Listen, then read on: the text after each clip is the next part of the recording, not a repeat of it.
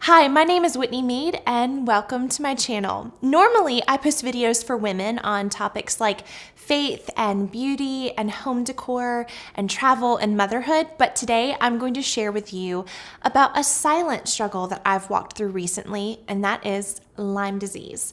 In this video, I'm going to share my Lyme disease story with you and the symptoms that were red flags for me. Stay tuned.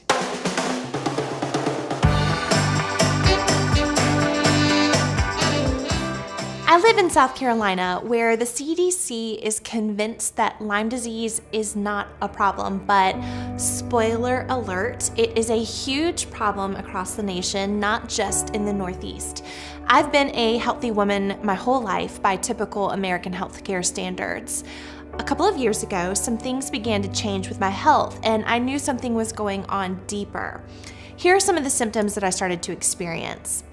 First, I gained about 20 pounds over the course of 3 months without changing my diet or changing my exercise. I was so tired all the time. It felt like I had mono. I couldn't get off the couch.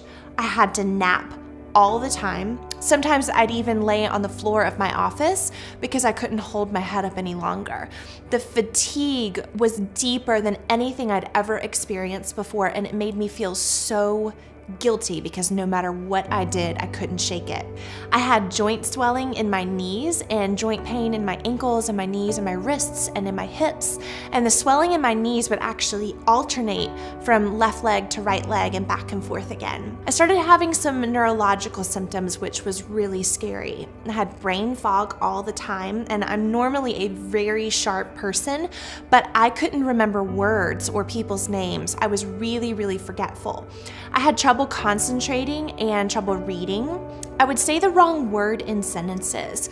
In my head, I thought I said the right thing, but then the word would come out wrong, and the person I was talking to would just look at me very confused. I started having neuropathy. So basically, my head and the front of my forehead tingled, and it was numb sometimes. I couldn't stand bright lights or loud noises. It was hard to watch TV and listen to music, and sometimes even my kids, the sound of their voices while they were playing when they got really loud would almost send me over the edge. I heard buzzing and ringing in my ears, and I had tremors in my hands, so if I held my hand up, it would start to shake. Also, my heart would skip a beat, or I'd start to feel fluttering in my chest sometimes. I had headaches and a low-grade fever all of the time. It hovered around 100 degrees for almost a year and a half. And this was a huge one for me. I started to have my period every 2 weeks. So every 14 days, I had my period. It was awful. I'd have night sweats, and I'd wake up drenched, just totally drenched in sweat in the middle of the night. And my depression, which is something that I've struggled with my whole life, was so much more intense than it had ever been in the past. All of these symptoms sound like thyroid symptoms, don't they? Well, that's what I thought too, and it runs in my family. So I wasn't surprised when I discovered that I actually do have Hashimoto's thyroiditis, which is an autoimmune disease affecting the thyroid. So I am hypothyroid, but imagine my shock when my very smart doctor told me I had Lyme disease. Discovering active Lyme disease in a human is very difficult because the standards that are used by the CDC for clinical diagnosis are very strict and very narrow. And because of these standards and the lack of education for our healthcare providers that they get in traditional medical school, thousands of Lyme cases are missed every year. Experts are now saying that Lyme disease is the fastest growing vector-borne disease in the nation. If you have any inclination that you or someone that you love might have Lyme disease, I urge you to find a Lyme literate medical doctor or an LLMD. You can find great resources on the iLads website, which is ilads.org.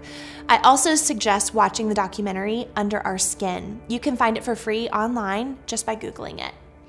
I'm going to be filming some more videos on Lyme disease to continue to share my story with you. If you're interested in watching these videos, please subscribe to my channel so that you won't miss them. I'd also love to hear from you in the comments below if you or someone that you love has Lyme disease. Let's share our stories and support one another.